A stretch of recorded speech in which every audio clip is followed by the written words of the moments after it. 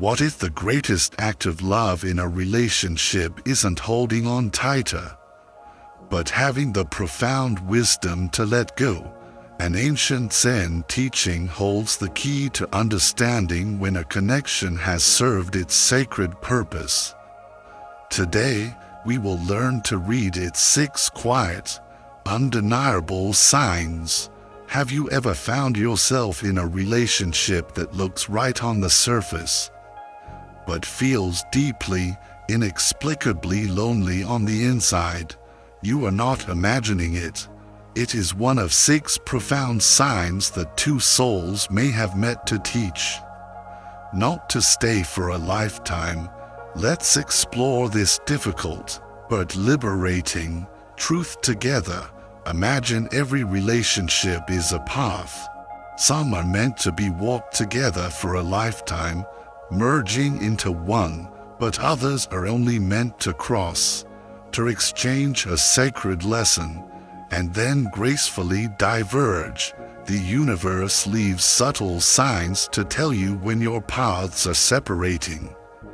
Today, we learn to see them. That which comes, let it come. That which goes, let it go. What remains, let it be. This ancient Zen teaching captures the very essence of all human relationships: impermanent, transient, and often misunderstood as a game of fate, when in truth, they are profound tests of our attachment. So many of us spend years, even decades, drowning in the turbulent storms of attachment, desperately trying to build a fortress of permanence on the shifting sands of an impermanent connection. But the wise do not force. The wise observe. The wise read the signs. The wise, with courage and grace, let go. The beautiful illusion that 2 people are destined to be together forever is often rooted in a deep, universal longing for stability, love, and security, but not every powerful connection is written in the karma of forever. Sometimes, 2 souls meet not to build a home together, but to hold up a mirror to one another. And the lesson reflected in that mirror may be one of suffering, of silence, or of solitude, but it is still and always sacred. The Buddha once taught that attachment is the root of all suffering. And so often, in trying to desperately keep someone who is not aligned with your true path, you begin to stray from your own. True, lasting peace comes not from clinging tighter, but from seeing with clarity the subtle signs that show when a shared path has reached its natural, graceful end. And so, let us begin our journey into this quiet story, a silent journey where awareness unfolds not through loud, dramatic declarations, but through gentle, undeniable signs that echo the soul's deepest truth. If you were not truly meant to be together, you will see these signs. The story began with an arrival without harmony. He came into her life like a sudden change of season, unexpected, yet strangely familiar. She responded like the earth itself, open, welcoming, and beautifully unsure of what would follow. In the beginning, it felt as though the universe had orchestrated something divine. Words flowed between them like rivers. Their eyes spoke entire conversations without a single sentence. Their shared presence felt sacred.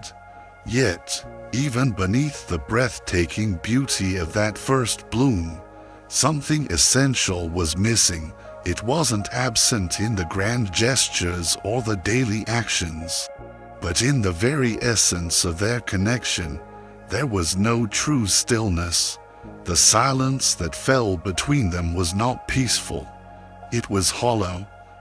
Their conversations, though frequent, seemed to dance around true understanding, and each shared laugh carried a faint, almost imperceptible whisper of loneliness. 1. The silence feels empty, not full. Zen teaches that the truest connection between two souls is known not in their words, but in the quality of the silence that surrounds them. When two people are meant to walk a long path together, their shared silence feels like coming home. It is soft, nourishing, and deeply restful. But when two are misaligned, that same silence becomes noisy with unspoken anxiety and quiet tension.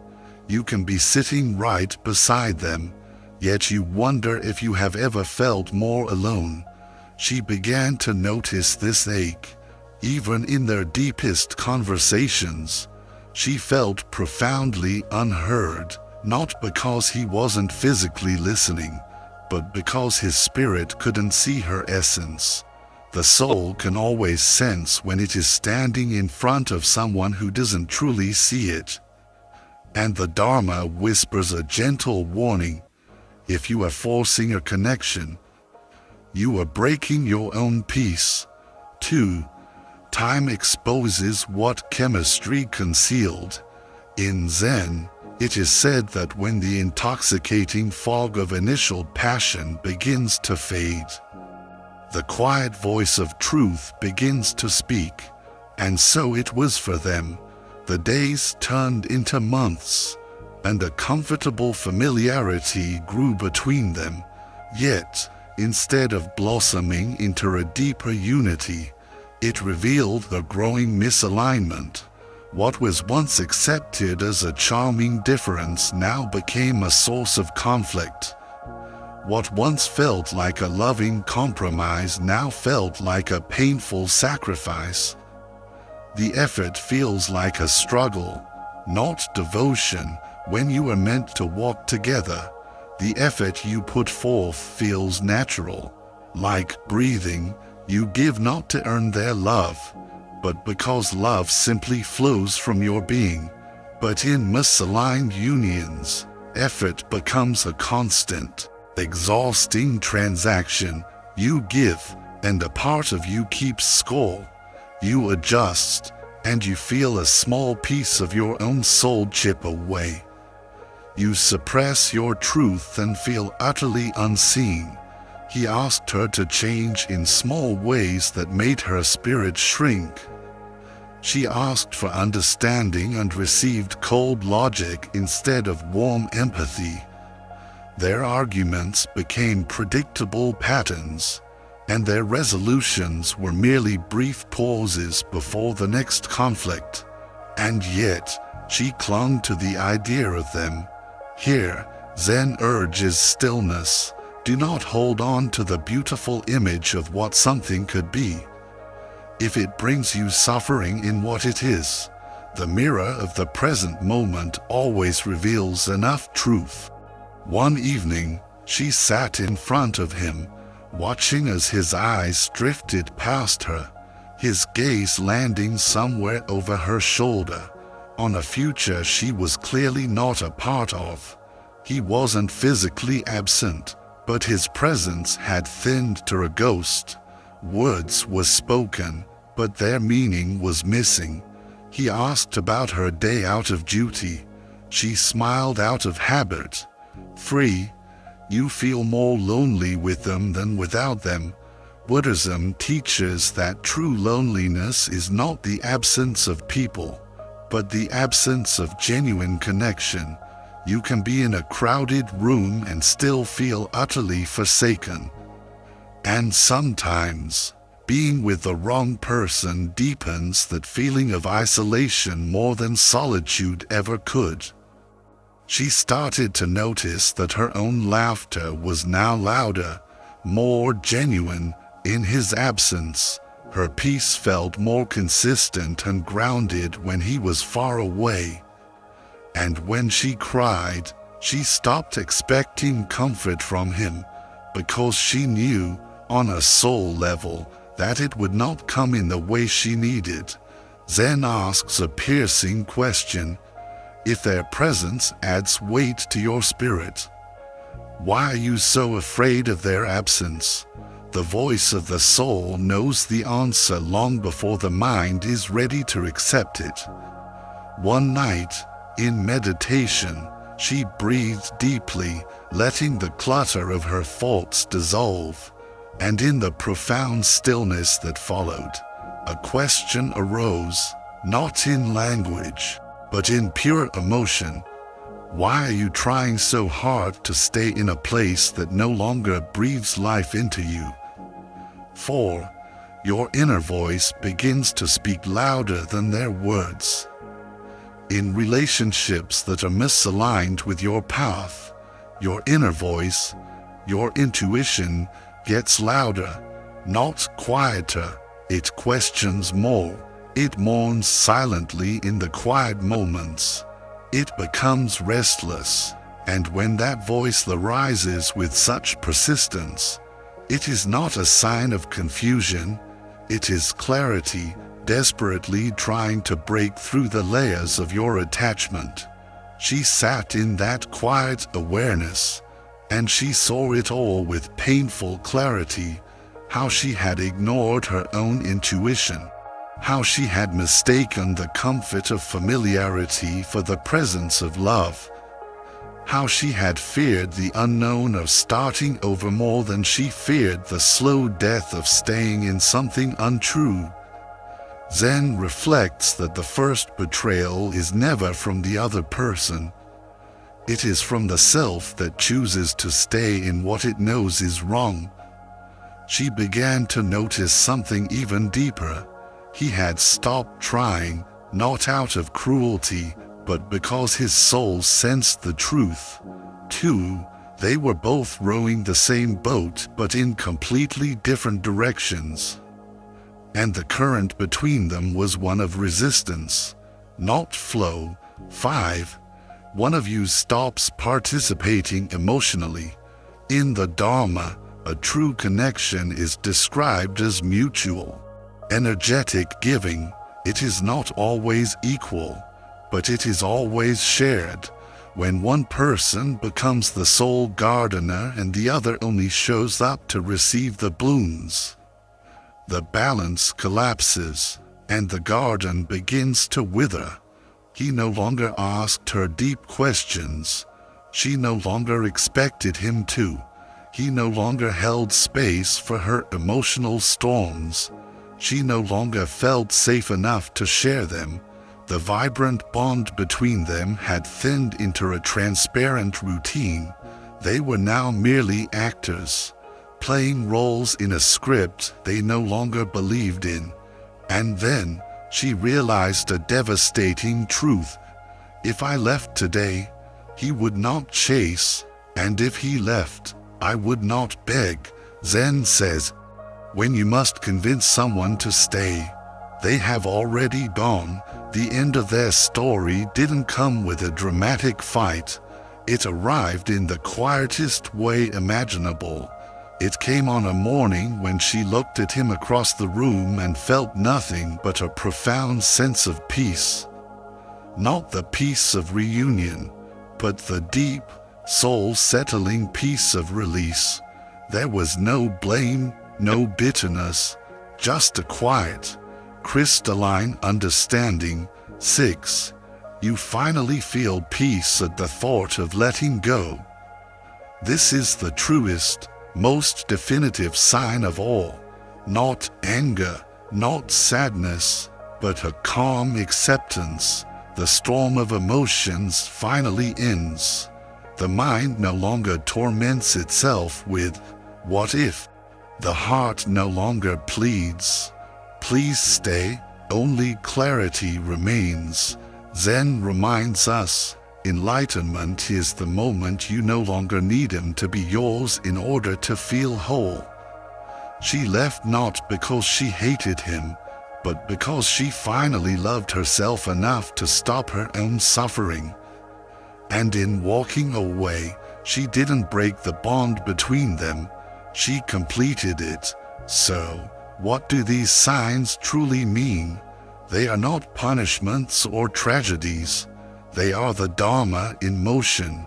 Every misaligned connection is a sacred mirror, revealing our deepest wounds, our greatest fears, and our hidden strengths. When we refuse to look in the mirror, we suffer, but when we accept what it shows us, we grow. To be not meant to be together does not mean you have failed. It means you have graduated. The lesson is complete. Your soul is now ready for its next chapter. Zen does not teach attachment. It teaches presence. And in pure presence, you see things exactly as they are, not as you wish them to be. So when you notice that the silence feels hollow, that effort feels like a sacrifice, that their presence deepens your loneliness, that your inner voice grows louder, that they've emotionally withdrawn, and that you finally feel peace in letting go, know this: it is not the death of love. It is the birth of your own truth, and in that truth there is always and forever liberation. We have journeyed through the 6 quiet signs that our path has reached its end. But now we must go deeper into the very first and most telling of them all, the nature of silence. For the silence between 2 people holds a universe of truth, and learning to listen to it is one of the most profound spiritual practices of all. We have journeyed through the 6 quiet signs that our path has reached its end. But now, as promised, we must go deeper into the very first and most telling of them all, the nature of silence. For in Zen, the greatest measure of harmony is found not in how well 2 people speak, but in how beautifully they can exist in silence together. Imagine a pristine, calm mountain lake. In a true and aligned connection, the silence between you is like this lake. It is sacred. Still water, it reflects peace, comfort, and a deep, mutual understanding that transcends words. But when the silence between you becomes restless, awkward, or heavy with unspoken tension, it signals a fundamental misalignment of spirits. The water has become murky. Ask yourself this profound question: can you sit in complete stillness with them and feel more understood than when you are speaking? If the answer is no, then the silence is no longer a sacred sanctuary.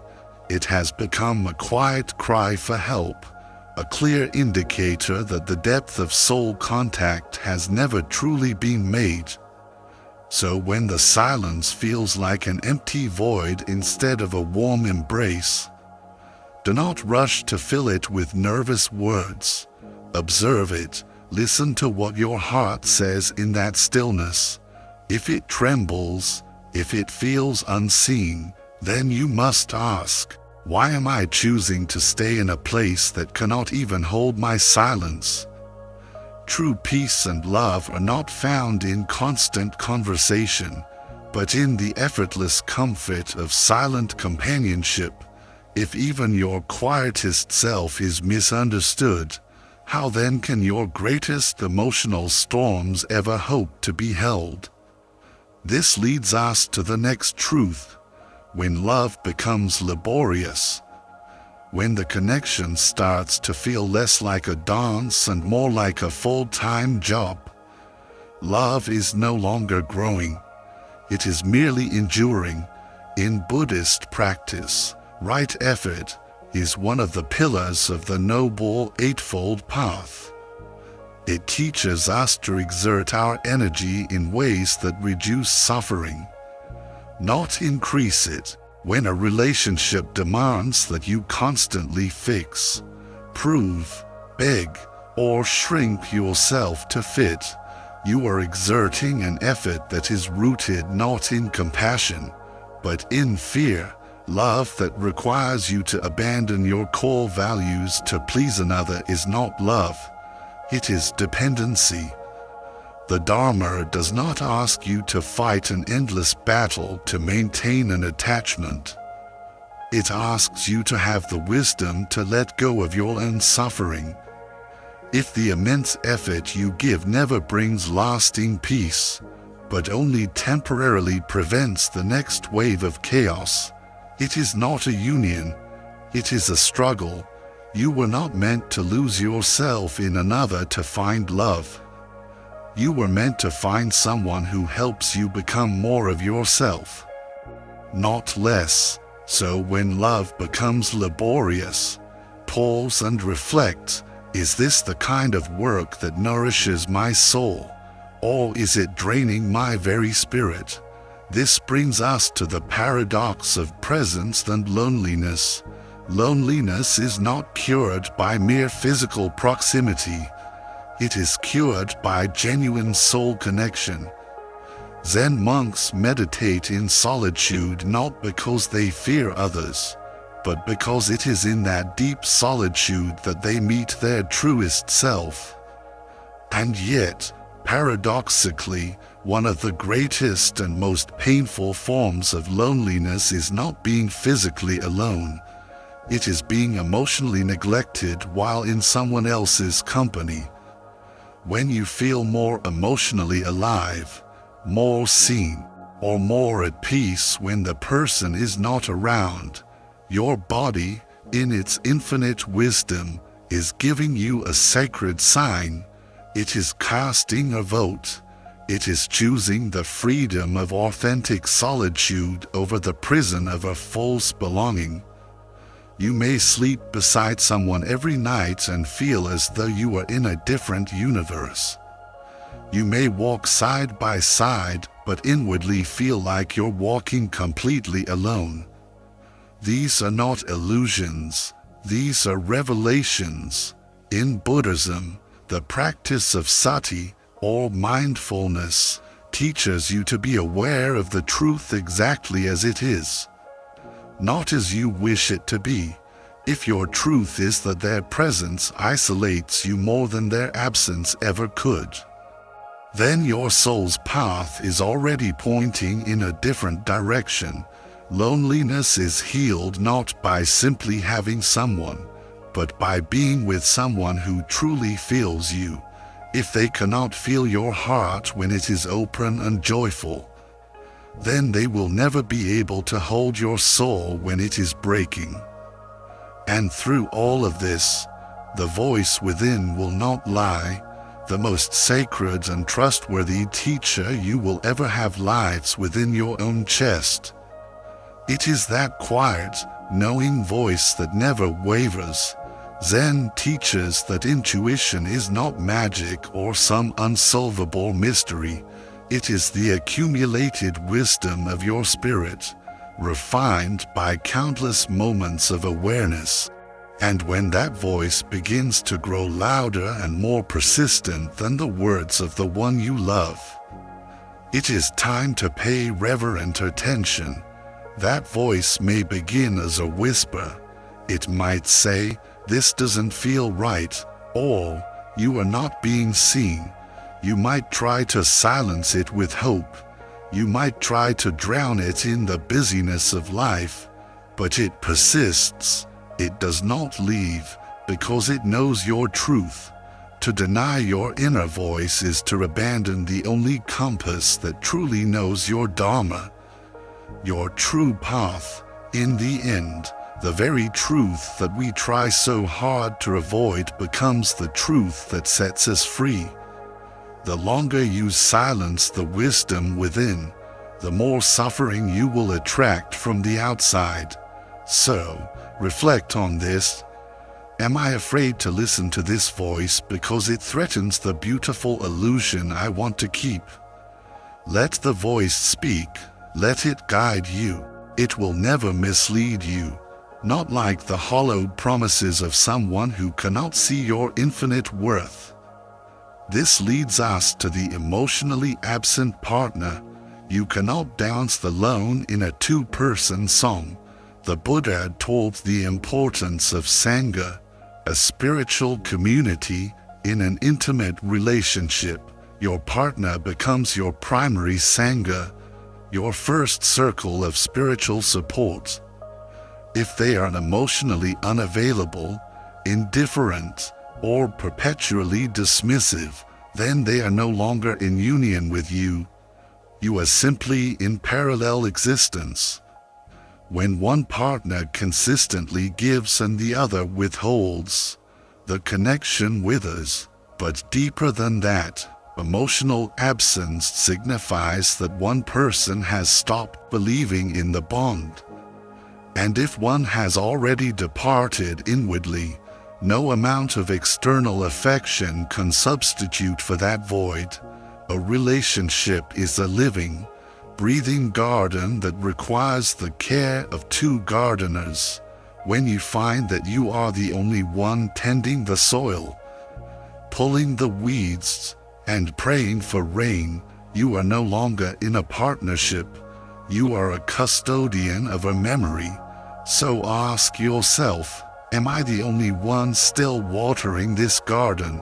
If the answer is yes, then it is not an act of disloyalty to walk away. It is an act of profound self-respect. And finally, we arrive at the peace of letting go. The final, definitive sign that it is truly over is not pain. It is peace. We are taught by stories that endings must be a catastrophe, filled with tears, screaming, and fire, but often the most profound endings arrive with a deep, still silence, a quiet, soul-deep knowing that the path has reached its natural conclusion. When you no longer fantasize, no longer fight, no longer plead, when you can look at them and feel nothing but a calm stillness, you have reached the gate of liberation. The Buddha taught, you only lose what you cling to, and when you stop clinging, even endings feel like new beginnings. This peace is not numbness or indifference. It is the grace of acceptance.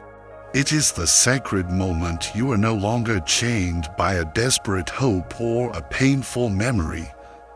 It is the doorway where suffering ends and your freedom begins. Do not fear this peace. It is the reward of your awareness. Ask yourself one last question. If I were to walk away today, would my soul feel lighter or heavier?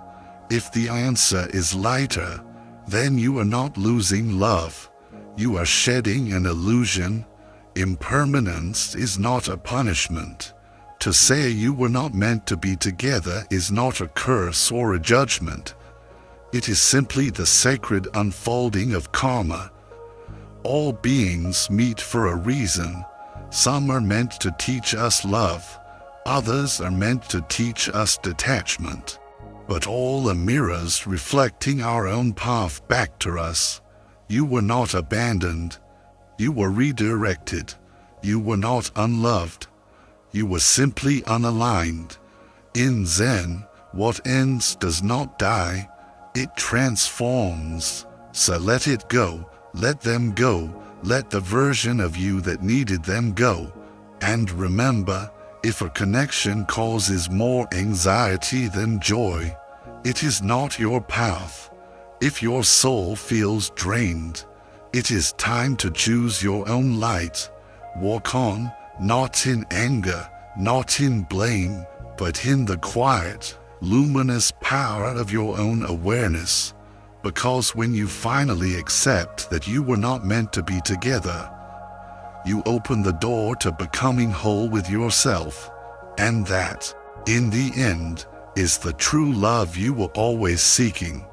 If this journey into stillness and truth has resonated with you, I invite you to join our community of seekers. Subscribe to the channel to continue our walk together on this path of awareness. Please be sure to click the notification bell so you don't miss our future explorations. And in the space below, feel free to share a reflection. Your wisdom is welcome here. Until we meet again, walk in peace.